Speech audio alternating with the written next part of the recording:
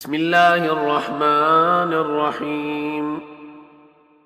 السلام على الشجرة النبوية والدوحة الهاشمية المضيئة المثمرة بالنبوة المونقة بالإمامة، وعلى ضجيعيك آدم ونوح عليهما السلام. السلام عليك وعلى أهل بيتك الطيبين الطاهرين.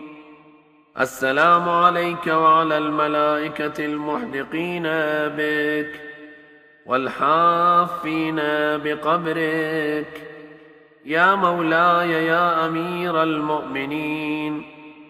هذا يوم الأحد وهو يومك وباسمك، وأنا ضيفك فيه وجارك، فاضفني يا مولاي وأجرني. فإنك كريم تحب الضيافة ومأمور بالإجارة، فافعل ما رغبت إليك فيه ورجوته